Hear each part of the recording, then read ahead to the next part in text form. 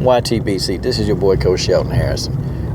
This is a response to H-Money and really dream chasing too. Hey, is it okay if men can agree and disagree? Yep, I think we do it all the time. But people, I looked at dream chasing video, and then he put a link in his video to H-Money, and thoroughly enjoyed both of the videos. I enjoyed the video by dream chasing and enjoyed the video by H-Money. When I talk about stuff in boxing, and even when I debate people or when I argue, I always, though, if a person makes a good point, I don't try to, continually just build on my point. I actually tell that person that, yeah, you know what, you make a lot of sense. It makes sense. Because I'm really a realist at the end of the day. I'm very realistic, okay? And I can see where both of these men, they both made legitimate points. I'm going to start out with dream chasing first, okay? Dream chasing said that Triple G should not have to come down to 155 to fight Canelo. Okay, I agree with this, okay? I halfway agree with this, because if Canelo is the 160-pound champion, and y'all know, this ain't a video bashing Canelo, because I'm probably the biggest Canelo Alvarez fan in the YTBC. I mean, I got to be. If I'm a debate about him, in a debate that I probably almost knew that I was going to get ate alive, I'm a huge Canelo fan. So none of you fanboys, don't come over here, because I'm the biggest fanboy. So don't come over here talking about, oh, Coach, I ain't trying to hear. Stop it, okay? But, how can you beat a 160-pound champion and you've never fought at the weight class? I mean, people, how you going to explain this? I need to ask Oscar De La Hoya. Oscar, how you going to explain this?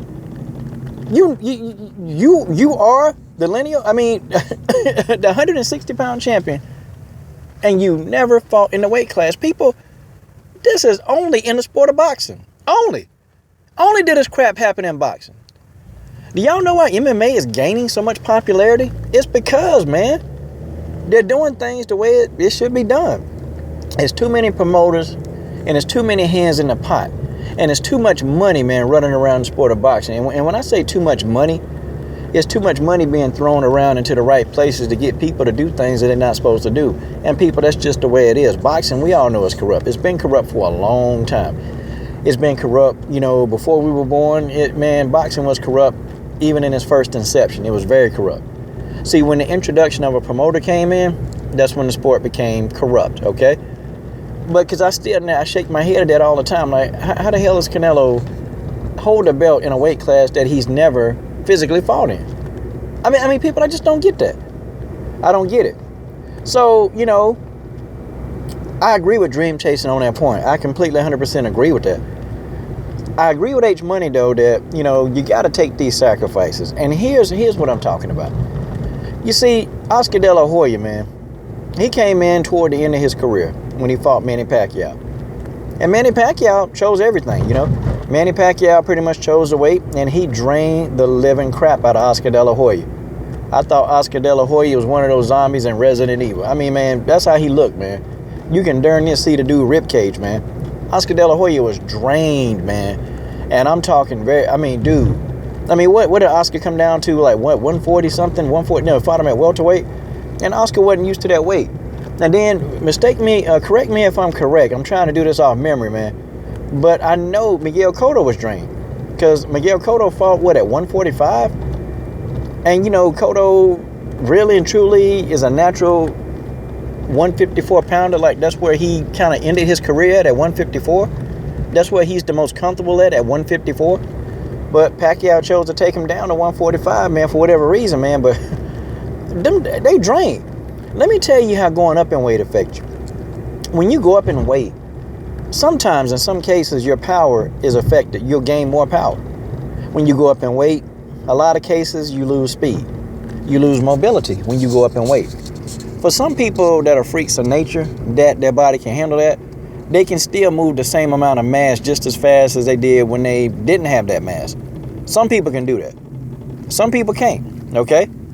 But, you're definitely slower, okay? You're probably a little bit more durable than you have been in the past. Durable meaning that you can take a little bit more punishment. But, the decline in speed is definitely evident when you go up in weight. But going up in weight is a whole lot better than going down in weight. Because when you go down in weight, physically, you're weaker. You're weaker because if you drain weight, you're not just draining fat, people. And I think people just don't remember that you're also draining, you're losing muscle. And when a fighter has to weight drain, I'm talking about when they're at a weight that's uncomfortable to them, you're losing more muscle than you think. And when you lose muscle, you're pretty much, man, everything is thrown off. Your whole body chemistry is thrown off because you've lost so much muscle. That's just the way it is, okay? Your power is affected. The way your chin holds up is affected when you lose weight. Everything is affected in almost a negative aspect. The only thing that you might get out of losing weight is more speed. That's probably about the best thing that you can get. But everything else, your other attributes, those things are really negatively affected when you have to come down to a weight that the body's not comfortable with. So here's where I agree with G-Money, H-Money. Sorry about that, sir. H-Money. I agree completely, man, that, you know what, though? Cotto wanted to beat Pacquiao bad enough. Cotto had to submit to what Pacquiao wanted. Cotto had to do it, okay? Oscar De La Hoya was at the end of his career, so he wasn't in position to try to, say, I'm the A side in this. So Oscar De La Hoya had to submit to Manny Pacquiao. He had to. Canelo had to, come down, man. Canelo had to submit to Floyd Mayweather. So I kind of get it on both sides, Should Canelo be making Triple G come down? No, not really. I mean, honestly, yeah, he should be. But you know what? Everybody in the sport of boxing, I believe, H-Money, there's some point in time in your career, you're going to have to sacrifice something. You're going to have to. I mean, would 168 really affect Triple G that much if he'd have went up to 168? I really, truly don't think that Triple G, a lot of his attributes would be affected if he moved up to 168. In fact, I actually think he'd be even more better at 168. That's just my opinion, okay? But he's a 160 pounder, so that's just, that's just going out there in left field. But I mean, you got to look at it though. All these other fighters, man, they sacrifice, man. And sometimes you do. In boxing, you have to go down and wait to get the fight that you want. I mean, that's just how it is. That's just how it is. It ain't no, well, I want to do it this way. No, if you really want the fight, you take the chance. Even Laura was like, if he fought Floyd Mayweather, he was willing to come down to 147. Laura was. Because, Floyd wasn't going to move up again to fight no Laura, but Laura was willing to come down to 147 to fight Floyd. He said it. I mean, but that's what you're willing to do. That's what you got to be willing to do. I mean, you got to be willing to take those chances. And yes, it is a chance for Triple G. It is. And he definitely is at a disadvantage if he'd have dropped down. But, that's just, if you're really the warrior, that's what you got to do. And I think every fighter, man, just about every fighter, they came down in weight in some point in their career to fight somebody. I mean, they have. It's a part of the sport. It's an unfair part of the sport. It's very unfair. It's completely unfair, and you know what? It is. And it's not going to change, man, until really and truly the sport of boxing has a unified governing body, man, and where the rules don't apply for some, and then some people can just go over the rules. There's got to be a unified body, man, that's controlling all of the aspect of the sport, man, to make this stuff uniform across the board. But it's too much money, and it's too much politics in the sport of boxing. And if Triple G, probably, y'all, honestly, if he ever want to fight Canelo, he probably is going to have to come down. And it's not fair. It's not fair. But, tell all the other people that had to be uncomfortable in a fight that it's not fair. They didn't care because they did it anyway. They had to do it. It's just the way it is. I mean, ask Showtime Sean Porter. He had to come down. He had to come down to 144 to fight Broner. You do what you got to do. And what? Sean Porter was victorious.